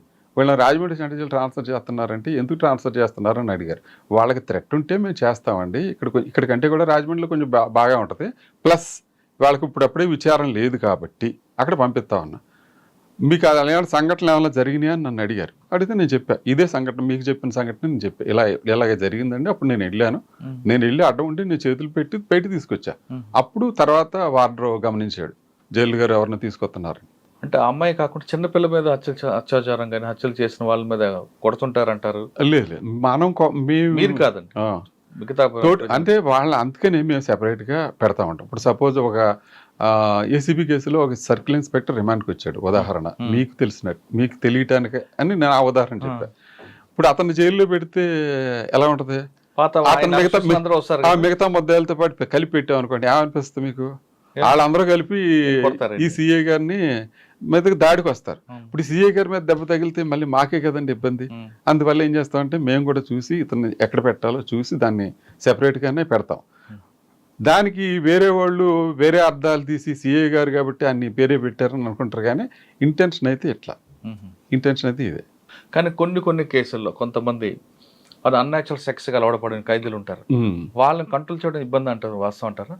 అన్యాచురల్ సెక్స్ అంటే సెక్స్ అన్నది అది హ్యూమన్లో భాగం. అది బయట ఉన్న జైల్లో ఉన్న ఎక్కడైనా దానికోసం జస్ట్ లైక్ ఫుడ్ లాగానే వాళ్ళ ప్రయత్నం వాళ్ళు చేస్తూ ఉంటారు. కాబట్టి అది చేస్తే దానివల్ల ప్రాబ్లం అవుతుంది అన్న దాని మీద మేము అవేర్నెస్ ప్రోగ్రాంలు పెడతాం. జైల్లో దానికి హెచ్ఐవి ఎయిడ్స్ ప్రతి జైల్లోనూ ఒక యూనిట్ ఉంటుంది. ఆ యూనిట్ ప్రకారంగా వీళ్ళని స్క్రీనింగ్ పంపిస్తాం. తర్వాత సాధారణంగా వీళ్ళు కంప్లైంట్ ఎలా వస్తుందంటే వెనకాల నుంచి రక్తం వస్తుందని కంప్లైంట్ పెడతారు. అది ఎప్పుడు మండే వస్తుంది కంప్లైంట్. సండే మటన్ కూర తింటారు, మండే కంప్లైంట్ చెప్తారు, మేము హాస్పిటల్కి వెళ్ళాలంటే మాకు ఇట్లా ప్రాబ్లం ఉంది, బ్రీడింగ్ ప్రాబ్లం ఉందని. అప్పుడు మేము చేసి మళ్ళీ వాళ్ళకి ఇలాంటివి ఏమైనా ఉంటే ఈ ప్రాబ్లం అవుతుంది. అంటే నిజమేనా? వేరే బయటికి వెళ్ళడానికి ఎస్కేప్ అవడానికి లేదు ఎస్కేప్ అవటానికి అంటే మనం ఆ జాగ్రత్తలన్నీ తీసుకుంటామండి. అబ్బా అది అంటే సండే మటన్ తింటే మండే నాడు రావడం ఏంటండి? సండే ఓవర్ హీట్ అయ్యడం వల్ల లేదు వీళ్ళు చాలా మనం తినలేనంత ఘాటుగా కూరలు వండుకుంటారు సార్. అదే మసాలా ఫుడ్ మసాలా ధనియాలు బాగా కొట్టేస్తారు, కారం బాగా కొట్టేస్తారు. అంతే అన్యాచురల్ సెక్స్ వల్ల. అన్యాచురల్ సెక్స్ అని అనలేము. ఇట్లా మాకు డౌట్ వస్తుంది అనమాట. ఎప్పుడైతే ఈ కంప్లైంట్ చెప్పాడో మేము డౌట్ వచ్చి అతను చెప్పి మళ్ళీ ఇలా అందరినీ మళ్ళీ ఆ ప్రోగ్రామ్ దగ్గర పంపిస్తాం. ఇట్లా కనుక చేసినట్టయితే మేము ఇట్లా ఎయిడ్స్ వచ్చే అవకాశాలు ఉంటాయి. ఈ సురక్షితమైన శృంగారం కాదు కాబట్టి మీరు ఈ ప్రాబ్లమ్స్ ఫేస్ చేయమాకన్నాను. ఇప్పుడు జైల్లోకి ఏదో ఇన్నోసెంట్గా వచ్చి ఇలాంటి ప్రాబ్లంలో ఇరుక్కుని చేయటం ఇబ్బంది కదండి. కానీ ఆ టైప్ కేసులను ఎదురుపడ్డాయండి మీకు? లేదండి, మేము జాగ్రత్తలు చాలా వరకు తీసుకుంటాం.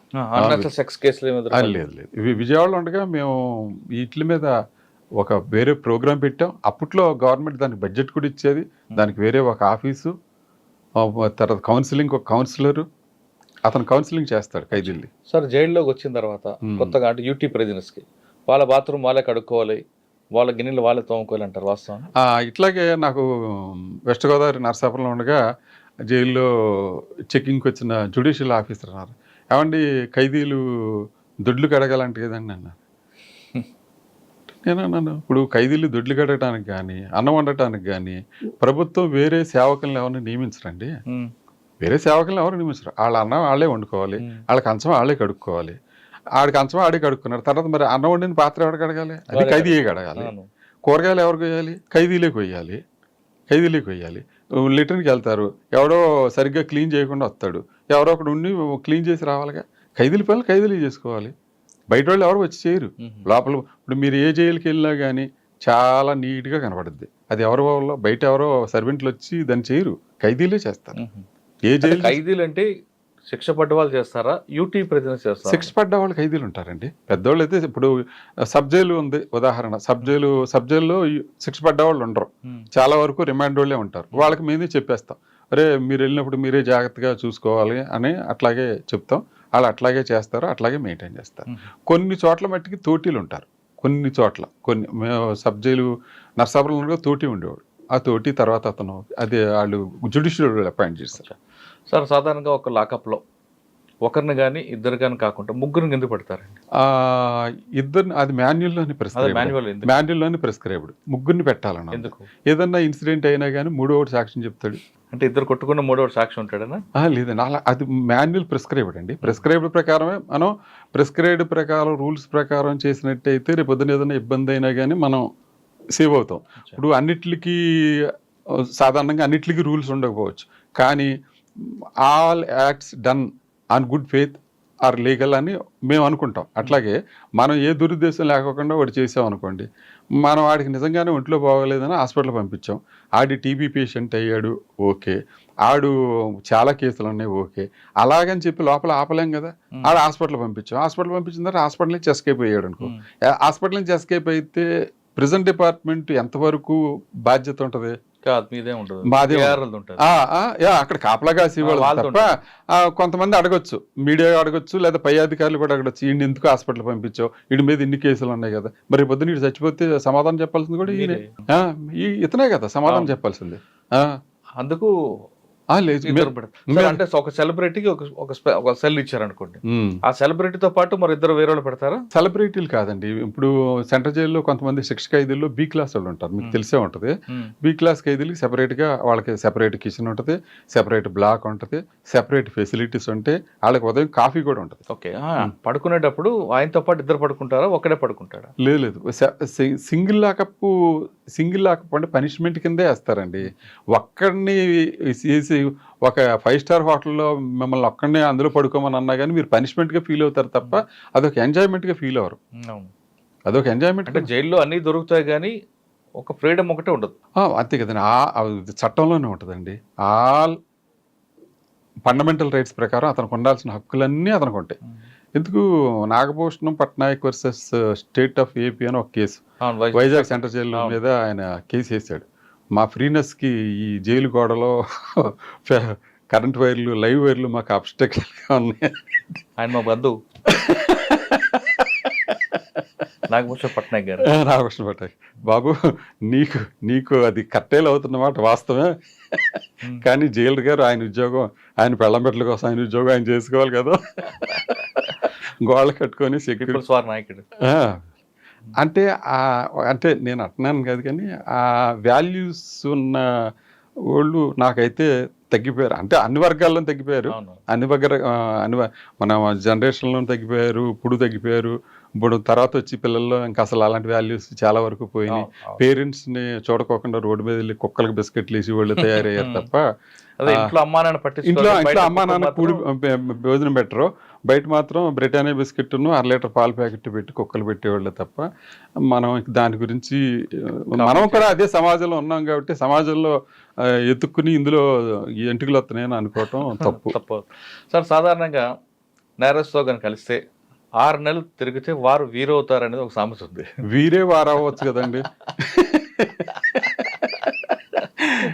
అంతేనా? మీరు వారు వీరే అవుతారన్నారు, వీరే వారు అవ్వచ్చుగా, వాడే మారిపోతాడు. ఓకే, మీరు రాజమండ్రి తర్వాత అక్కడికి వచ్చినట్లున్నారు కదా, శ్రీకాకుళం తర్వాత? రాజమండ్రి తర్వాత మంగళగిరి వచ్చాను. మంగళగిరి తర్వాత అండి? మంగళగిరి తర్వాత గుడివాడ వచ్చానండి. గుడివాడ నుంచి మళ్ళీ విజయవాడ వచ్చాను. విజయవాడ జిల్లా జైలు. విజయవాడ నుంచి మళ్ళీ అనంతపురం నుంచి అనంతపురం డిస్ట్రిక్ట్ జైలు అండి, బుక్కరాయ సముద్రంలో. అక్కడ మీ మార్క్ ఏముందండి? చాలా పెద్ద జైలు. చాలా వరకు అనంతపురం జైలు అంత మునుపు చాలా వరకు వార్తల్లో ప్రముఖంగా వచ్చే జైలు. మీకు ఓపెన్ జైలు ఎప్పుడు రాలేదే? ఓపెన్ జైలు కాదు, జిల్లా జైలు. మీ జిల్లా జైలు? జిల్లా జైలు అంత మునుపు చాలా చేశారండి. నేను 2012 వరకు చేశానండి. 12 వెళ్ళాను. 14 చాలా ప్రముఖులు ఉండేవారు అందులో, చాలా మంది ప్రముఖులు ఉన్నారు కదా.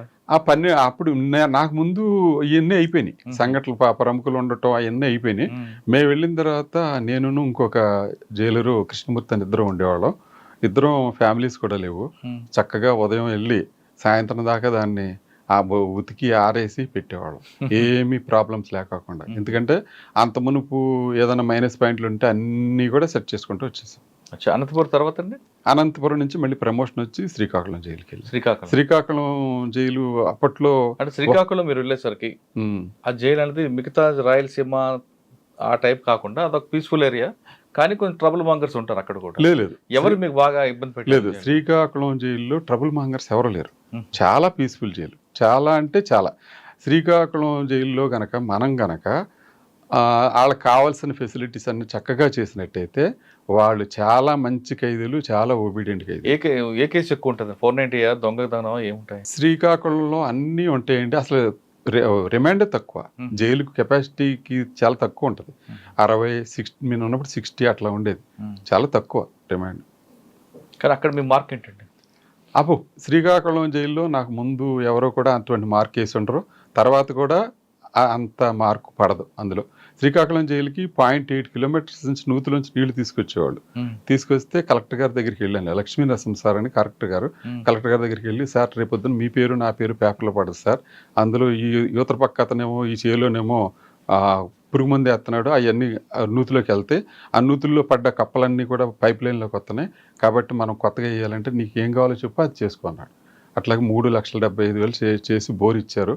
నేను అప్పుడే రీయూజబుల్ ఎనర్జీ వాళ్ళ సోలార్ దగ్గర నుంచి సోలార్ వేసాను. అదే ఫస్ట్ జైలు సోలార్. అప్పట్లో వాళ్ళు గవర్నమెంట్కి ఇట్లా ఇస్తామని కూడా తెలియదు, కానీ నేను గవర్నమెంట్ తరఫున అప్రోచ్ అయితే రైతు కింద నన్నే పెట్టి పాపం సోలార్ ఇచ్చారు. సోలార్ ఇచ్చిన తర్వాత మంచి వాటర్ వచ్చింది. లేకపోతే అంతకుముందు వాటర్ లేక చాలా ఇబ్బందులు పడేవారు అనంతపురం జైలుకి. రోజు జైలుకి వస్తా 2 లీటర్ల లిమ్కా బాటిల్లో నీళ్లు తీసుకొచ్చి జోన్ చేసి వెళ్ళేవాళ్ళు వార్డులో. ఎక్కడ? శ్రీకాకుళంలో. నేను వచ్చిన తర్వాత మన దగ్గర నుంచి నీళ్లు పట్టుకెళ్ళేవాడు. తర్వాత చుట్టుపక్కల కూరగాయలు పెట్టడం, కూరగాయలు రామ్మోహన్ నాయుడు గారు ఎంపీ గారు చాలా అప్రిషియేట్ చేసేవారు. అచ్చెన్నాయుడు గారు వచ్చేవారు. ఒకసారి ఇప్పుడు రామ్మోహన్ నాయుడు గారి దగ్గరికి వెళ్ళి ఇట్లా మీరు ఒకసారి జైలుకి విజిట్ రావాలన్నా ఆయన చెప్పకోకుండా జైలుకి వచ్చారు. నేను ఊళ్ళో ఉండగానే ఆయన కలెక్టర్ గారి దగ్గర ఉండగానే ఆయన వచ్చారు. వచ్చి జైలు చూసి చాలా ఆశ్చర్యపోయి చాలా అప్రిషియేట్ అయ్యి, రాళ్లలో ఇతను కూరగాయలు పండిస్తున్నాడు అని చెప్పి నన్ను మెచ్చుకుని, ఏం కావాలండి అన్నారు. ఏం లేదు, మినీ ట్రాక్టర్ ఇవ్వండి సార్ అన్నాను. వెంటనే ఒక 3 రోజుల్లో 4 రోజుల్లో శాంక్షన్ చేసేసి మినీ ట్రాక్టర్ ఇచ్చారు. చుట్టూతో వ్యవసాయం చేయండి, ట్రాక్టర్ లేకపోతే కొంచెం బాగోట్లేదండి నన్ను. ఆ చుట్టుపక్కల ఖాళీ స్థలం ఏది లేకుండా కంది కూడా వేసాను. శ్రీకాకుళం తర్వాత అండి? శ్రీకాకుళం తర్వాత లాస్ట్లో స్టేట్ బైఫర్కేషన్లో నన్ను తెలంగాణకి అలాట్మెంట్ అయితే చర్లపల్లి జైలుకి రావటం, ఉదయం జైలుకి వచ్చి రిపోర్ట్ చేయటం, సాయంత్రం వెళ్ళిరా బాబు అని అంటాం. ఓకే. సరే, మీ మొత్తం సర్వీస్లో మీ జైల్లో ఇటు మగవారు ఉంటారు, ఆడవాళ్ళు కూడా ఉంటారు. ఇద్దరు ఎవరు ఎక్కువగా ఇబ్బంది పెట్టేవారు? ఆడవాళ్ళకు కూడా తక్కువేం కాదు, వాళ్ళు కూడా చేస్తుంటారా, లేదు కాముగా ఉంటారా?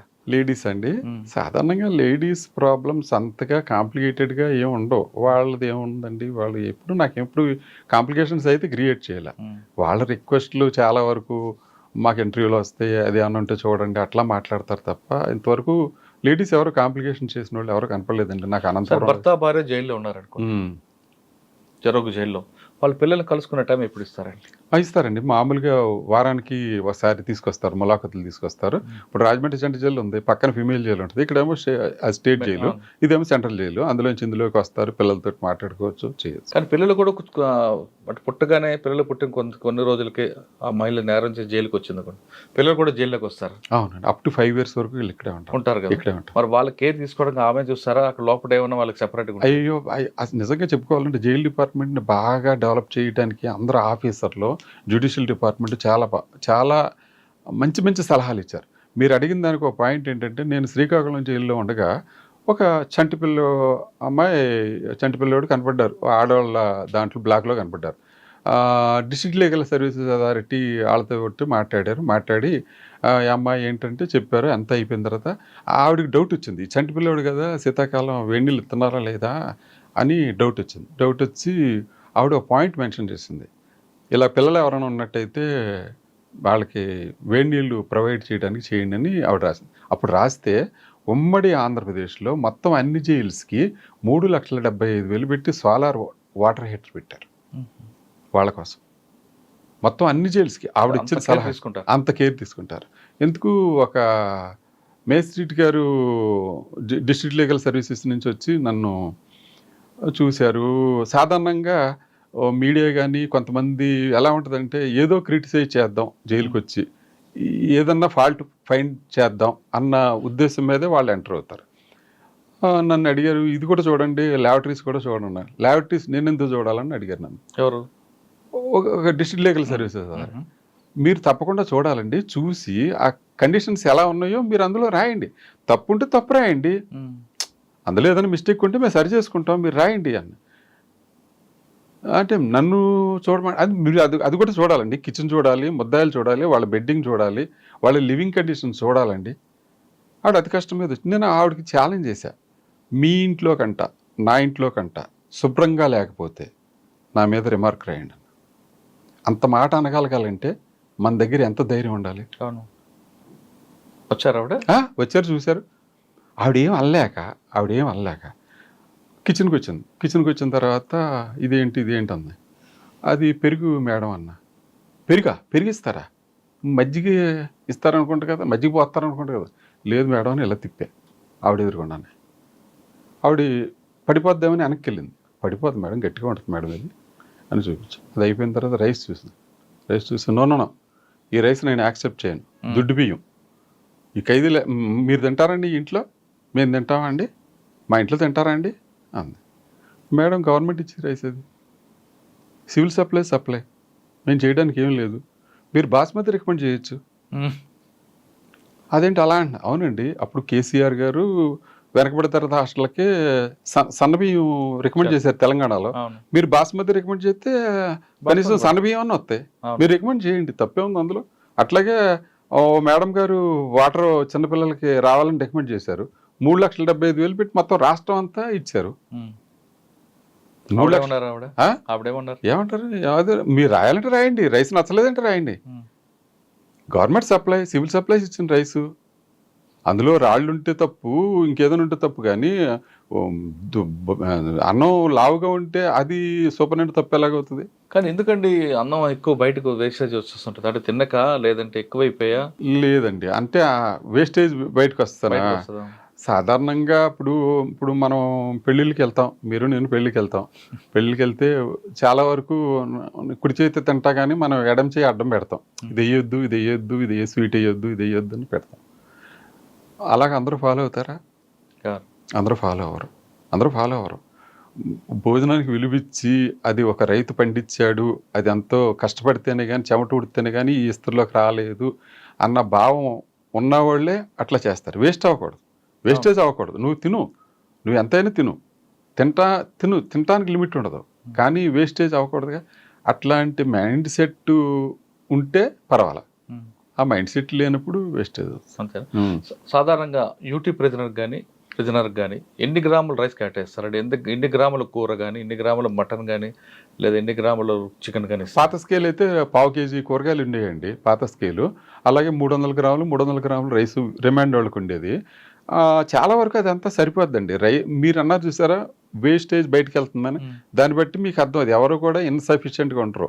తర్వాత ప్రెజెంట్ ఉన్న రూల్ ప్రకారం ఎన్ని గ్రాములు ఇస్తారండి? 300 గ్రాములు ఇస్తారా? 300 అంటే ఆ 300 గ్రాముల రైస్లోనే టిఫిన్ కానీ 600 రిమైండ్ వాళ్ళకి, 700 ఏమో శిక్ష పడ్డ ఖైదీలకి. 700 700 గ్రామ్స్ కన్విట్ పర్ డే. అంటే అందులోనే టిఫిన్, అందులోనే బ్రేక్ఫాస్ట్, అందులోనే లంచ్, డిన్నర్. ఓకే. అందులో దాన్ని ఏం చేస్తారంటే పులిహోర చేయొచ్చు, రవ్వ చేయొచ్చు, లేకపోతే పులకాలు చేయొచ్చు. వీటని ఎక్కువగా ఇస్తారు. ఇప్పుడు కొంతమంది షుగర్ ఉంటుంది, షుగర్ ఉన్న పేషెంట్లకి చపాతీ ఇస్తారండి. చపాతీ రాయించుకుంటారు. కొంతమంది జొన్న రొట్టెలే కావాలి నాకు, వంకాయ కూర కావాలి. మనకి ఇంకా ఇంప్లిమెంట్ అవ్వలేదండి, ఆ స్కేల్లో తీసుకురాలేదు. మీరు అన్నట్టు అంత బయట సమాజంలో కూడా మిల్లెట్స్ మీద అంత అవగాహన రాలేదు. అలాంటిది ఖైదీలకి కొంతమంది వచ్చారండి, తెలుసో తెలియదు నేరం చేసి లోపలికి వచ్చిన తర్వాత నాకు రైస్ వద్దు, చపాతి వద్దు, సర్వపిండి చెక్కలు కావాలి, జొన్న రొట్టె కావాలి, వంకాయ కూర కావాలి. అట్లా పైగా ఇంకోటి ఏంటంటే సాధారణంగా కూరగాయల్లో కూడా జైల్లో పండించిన కూరగాయలు అనుకోండి, ముందు ఆ కూరగాయలకి ప్రిఫరెన్స్. ఎందుకంటే గవర్నమెంట్ కి అదనంగా డబ్బులు పెట్టుకోకుండా లోపల పండిన కూరగాయలే తినాలి. నెక్స్ట్ కాంట్రాక్ట్ దగ్గర సరిపోతే బయట నుంచి తీసుకోవచ్చు. అది సార్ మీరు విజయవాడ జైలు పనిచేశారు, ఇక్కడ సేలం శెట్టి వెంకటరమణ ఎప్పుడైనా ఎదురుపడ్డా? చెప్పండి. ఆయన పేరు చెప్తే భయపడతారని చెప్తాడు. అట్లా ఏముంటదండి. సేలం శెట్టి వెంకటరమణ కూడా నేను మీ ఇంటర్వ్యూ కూడా చూశాను, అతను మాట్లాడిన మాటలు కూడా చూశాను. జైల్లో ఏదైనా జరుగుద్దని చెప్పడం కూడా నేను విన్నాను. ఏం జరుగుద్ది సేలం శెట్టి వెంకటరమణ నాకు తెలుసుంది అతనే. నేను చూశాను, నేను ఫేస్ చేసి విజయవాడ జిల్లా జైల్లో చేశాను. నేను ఉండగానే రిమాండ్కి వచ్చాడు, నేను ఉండగానే రిలీజ్ అయ్యాడు.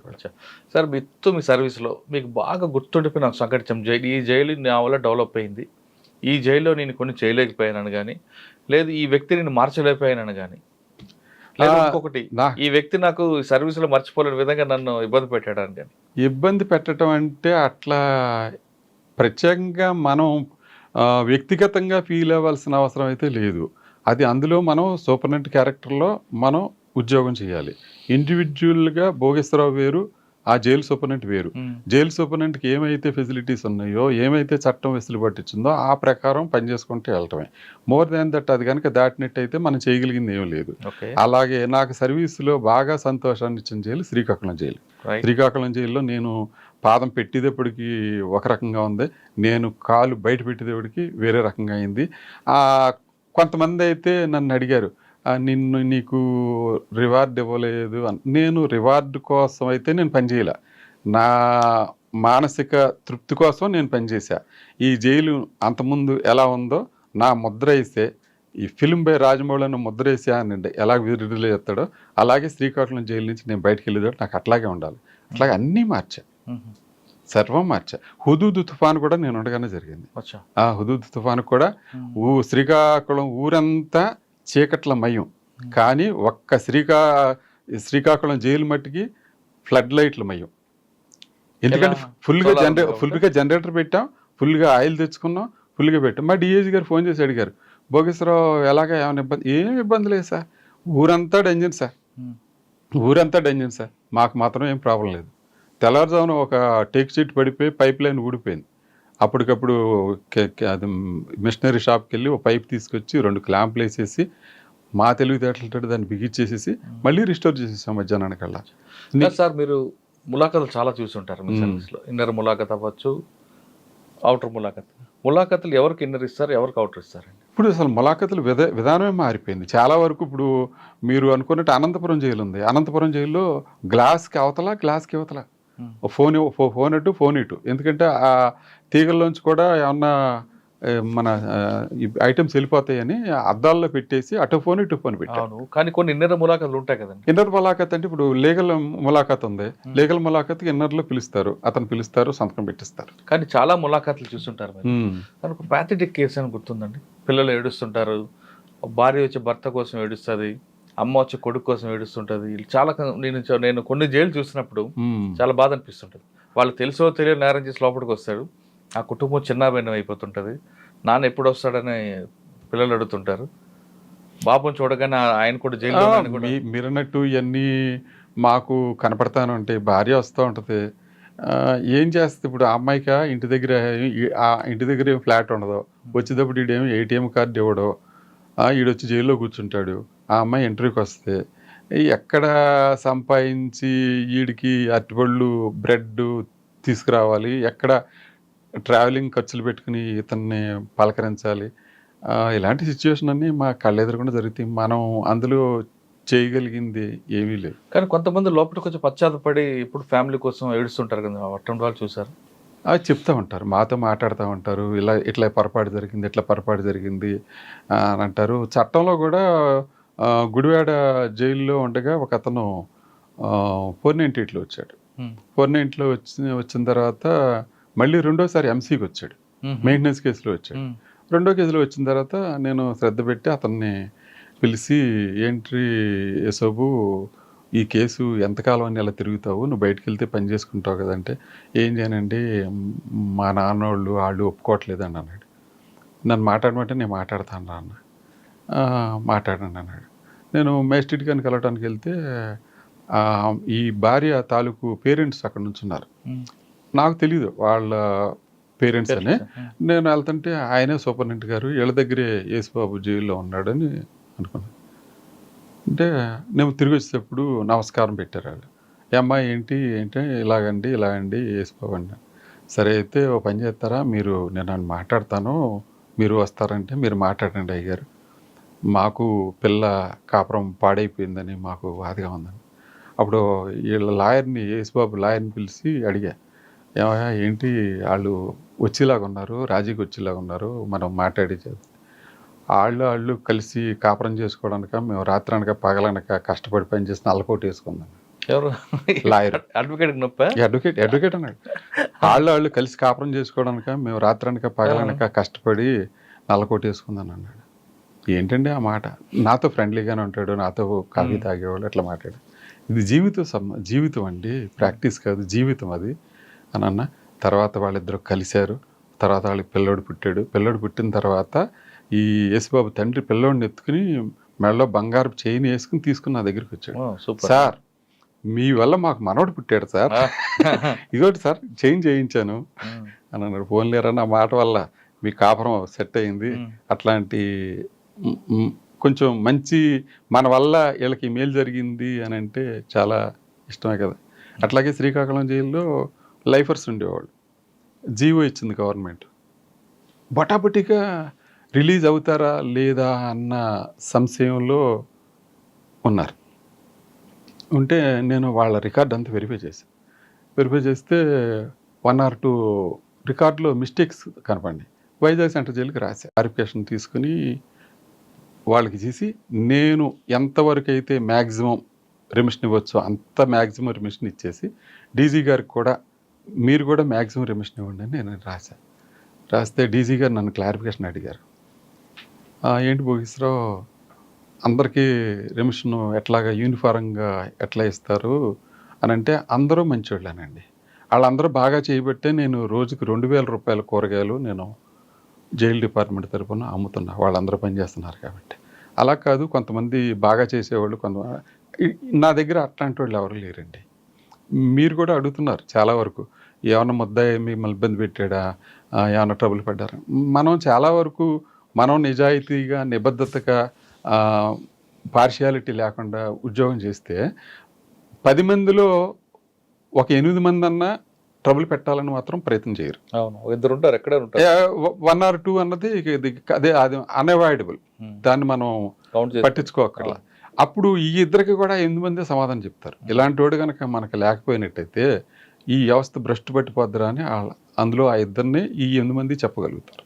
సార్ రెమిషన్ ఎలాగిస్తారండి అసలు? రెమిషన్కి రూల్స్ ఉన్నాయి సార్. రూల్స్ ప్రకారంగా కిచెన్లో పనిచేసే వాళ్ళకి ఒక రెమిషను, బయట క్లీనింగ్ చేసే వాళ్ళకి ఒక రెమిషను, గార్డెన్లో పనిచేసే వాళ్ళకి ఒక రెమిషను, అట్లా ప్రిస్క్రైబ్ స్కేల్ ఉంటుంది.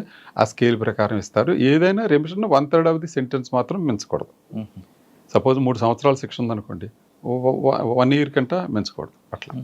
కానీ జైల్లో పనిచేసిన ఫ్యాక్టరీలో కానీ లేదంటే మీరు చెప్తున్న వ్యవసాయంలో కానీ ఒక ఖైదీ పనిచేస్తాడు అనుకోండి, రోజుకి అతనికి ఎంత ఇస్తారు వేతనం? వేతనం అప్పట్లో తక్కువే ఉండేదండి. అదే రోజు రోజుకి మారిపోతూ ఉంటుంది.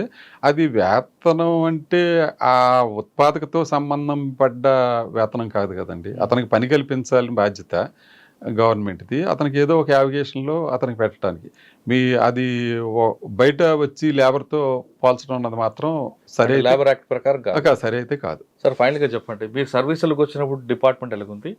రిటైర్ అయ్యే సమయానికి డిపార్ట్మెంట్లో మార్పు వచ్చిందా లేదా? చాలా వరకు అండి, చాలా వరకు. అసలు ఇంకోటి ఏంటంటే, నేను సర్వీస్లో జాయిన్ అయిన తర్వాత కూడా 98లో కూడా మేము తమిళనాడు వెళ్ళాము. తమిళనాడు వెళ్ళినప్పుడు సెంట్రల్ జైల్లో కాన్విక్ట్ ప్రిజన్లకు కూడా సీలింగ్ ఫ్యాన్లు లేవు. లేకపోతే మేము డిఐజీ గారిని అడిగాం, ఏమండి మా దగ్గర రిమాండ్ ప్రిజనర్స్ కూడా సీలింగ్ ఫ్యాన్లు ఉంటాయి, మీ దగ్గర కాన్విక్ట్ ప్రిజనర్స్కి అది లైఫర్స్కి కూడా సీలింగ్ ఫ్యాన్లు ఇవ్వలేదంటే, వాళ్ళ కాన్సెప్ట్లో వాళ్ళు ఏమన్నా ఆ డిఐజీ గారు ఏమన్నారంటే, వాళ్ళ సీలింగ్ ఫ్యాన్ ఎత్తి ఇంటికి జైలుకి తేడా ఏముంటుందండి అన్నారు. అది వాళ్ళ కాన్సెప్ట్.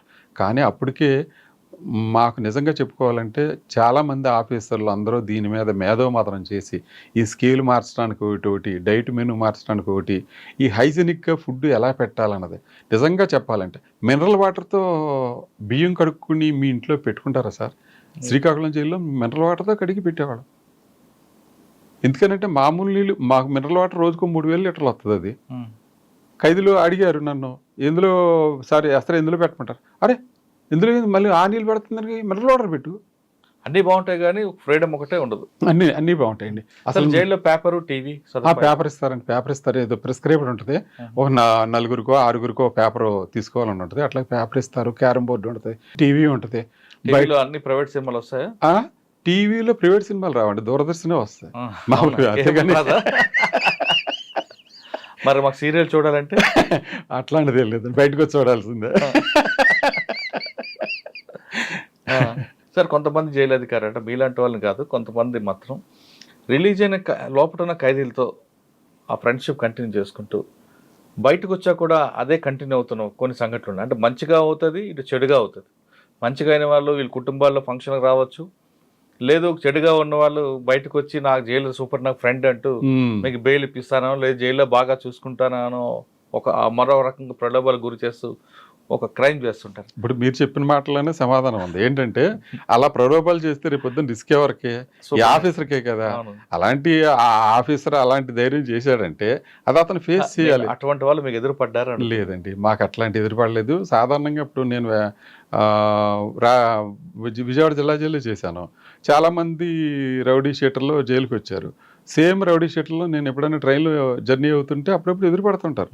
ఏ గుట్కా ప్యాకెట్లో అమ్ముకోవడానికి తిరుగుతుంటాడు ట్రైన్లో. సార్ నమస్తే సార్ అంటాడు. లోపల ఎంత నా మీద కోపం ఉన్నా బయట అట్లా ఎవరో ఏం ప్రవర్తన. మేము కూడా రూల్ ప్రకారం పనిచేసి, ఇప్పుడు ఆవిడ దగ్గర మినరల్ వాటర్ పట్టుకున్నాను, అది రూల్ ప్రకారం యాక్ట్ చేశాను. అందులో అతను అఫెండ్ అవ్వాల్సిన అవసరం లేదు. నా ఒంటి మీద యూనిఫారం ఇచ్చి నాకు జీతం ఇచ్చిన పెళ్ళంబెడ్లు పోషించుకుని డబ్బులు నాకు వస్తున్నప్పుడు నా ఉద్యోగం నేను చేయాలి కదా. దానికి అతను ఫీల్ అవ్వాల్సిందే ఉంది. సార్ ఫైనల్గా చెప్పండి, ఈ డిపార్ట్మెంట్ రావాలనుకున్న వాళ్ళకి మీరు ఇచ్చే మెసేజ్ ఏంటి? డిపార్ట్మెంట్ బాగా ఒక మోటివ్ తోటి వచ్చి ముద్దాయిలకు మార్చుకోవాలి. ఈ సమాజంలో మనకు కూడా బాధ్యత ఉంది. ఈ సమాజంలో మార్చి ఆ సమాజంలో ఏదైనా డీవియంట్ బిహేవియర్ అయిన వాళ్ళని వాళ్ళు మార్చే అవకాశం ఉంది అని అనుకుంటే ఇందులోకి వచ్చి చేయొచ్చు. బయట మిగతా డిపార్ట్మెంట్ లాగా పొలిటికల్ ప్రెషర్ అయితే మా మీద ఏం ఉండదు. ఎందుకంటే మేము జ్యుడిషియరీ కింద పనిచేస్తాం కాబట్టి ఏ పొలిటికల్ లీడర్ కూడా మమ్మల్ని ఎవరో డిక్టేట్ చేయరు. ఎవరైనా ఫోన్ చేసినా కానీ మా రూల్ ఇంతే, బెయిల్ వస్తే వదిలిపెడతాం, మీరు అడ్మిషన్ రావాలంటే అడ్మిషన్ రావాల్సిందే లోపలికి, అంతేగాని ఇంటికాడ ఉండి అడ్మిషన్ తీసుకోమంటే కుదరదు. ఎదురుకుండా నిలబడాల్సిందే, ఎదురుకుండా చెక్ చేయాల్సిందే, అందరితో పాటు ఖైదీలతో పాటు నిలబడాల్సిందే. అందులో సార్ బెయిల్ 6 తర్వాత వచ్చింది అనుకోండి, ఏం చేస్తారండి? అప్పటికే మీరు సాయంత్రం 6 తర్వాత లాకప్ అయిపోయిన తర్వాత చేయరండి. సూర్యాస్తం తర్వాత లాకప్ క్లోజ్ కదా రూల్ ప్రకారం. కానీ 6 గంటలకు బెయిల్ వచ్చింది అనుకోండి, బెయిల్ పేపర్ తర్వాత వస్తే చేయరు. మర్నాడు ఉదయం స్పెషల్ ఖైదీలకి స్పెషల్ ఖైదీలకు కూడా ఎవరికి చేయడానికి లేదు. అక్కడ రికార్డ్ అయిపోతుంది. సాయంత్రం 572 లాకప్ అని ఉందనుకోండి, 572 రాత్రి అతను నైట్ డ్యూటీ వాళ్ళకి అప్పచెప్పేస్తాం. లాకప్ చేస్తారు. ఆ లాకప్ చేసేసి 572లో ఒక 62 మందికి ఒక బ్లాక్ ఉంటుంది ఉదాహరణ, 61 మందికి ఒక బ్లాక్ ఉంటుంది. అతను అంతకే సంతకం పెడతాడు. ఈ నైట్ రిటర్న్ కోర్టులు వస్తాయి. ఆ కోర్టులు వచ్చినప్పుడు వేరే చోట లాకప్లో వేస్తారు. తెల్లారుజామున మళ్ళీ 572 ప్లస్ ఇది ఒక 5 రిటర్న్ కలిపి 577కి అన్లాకింగ్ రిపోర్ట్ చెప్పాలి. అంతేగాని వీళ్ళని తీసుకొచ్చి అందులో యాడ్ చేయరు. నైట్ టైం లాకప్ ఓపెన్ చేసి అని చేయరు. కానీ బెయిల్ వచ్చిందని, బెయిల్ పేపర్ వచ్చింది అనుకోండి 7 గంటల మీ చేతికి, అప్పుడు వస్తే మళ్ళీ మర్నాడు ఉదయం మర్నాడు బయటికి పంపించినప్పుడు ఖచ్చితంగా టిఫిన్ ఇచ్చి పంపిస్తారట ఎందుకు? ఆ పొద్దున్నే టీ తయారైపోతుందండి. పొద్దున్నే టీ తయారైపోతుంది. ఇప్పుడు సబ్జెక్టులు ఉంది ఉదాహరణ, సాధారణంగా పేదవాళ్ళే వస్తారు కానీ డబ్బు ఉన్నవాడు ఎవడో రాడు. సరే పేదవాడు వచ్చాడు, పొద్దున్నే ఆడు మామూలుగా ఒక హోమ్లీగా పొద్దున్నే లేచి ఆడు బెయిల్ వచ్చేసిందంటే వెంటనే పరిగెత్తిపోవాలి. మామూలు స్నానం చేస్తాడు, మళ్ళీ బట్టలు వేసుకుంటాడు, పాత బట్టలు ఉంటే మడత పెట్టుకుంటాడు, అన్నీ పెట్టుకుని ఉంటాడు. కిచెన్లోకి వెళ్ళి టీ అయితే టీ తాగుతాడు, టిఫిన్ కూడా తినేస్తాడు.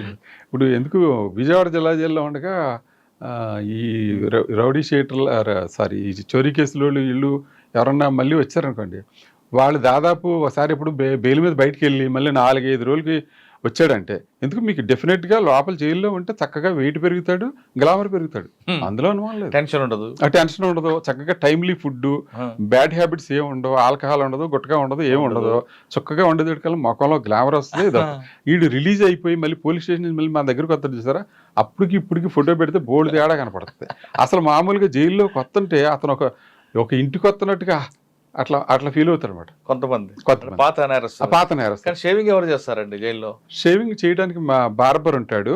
అందులోనూ వీళ్ళు కూడా అసిస్టెంట్ గా చేసుకుంటారు. అంటే ఒక బ్లేడ్ ఒకరికి ఇస్తారా? బ్లేడ్ లేదండి, మనిషికి బ్లేడ్ ఇస్తారు. రికార్డ్ పరంగా బ్లేడ్ తీస్తున్నప్పుడే ఒక వ్యక్తి మీద ఉంది, నా మీద కోపం ఉంది అనుకోండి, అలాగా అందరికీ ఇవ్వరు కదండి రేజరా. అందరికీ ఇవ్వరు కదా.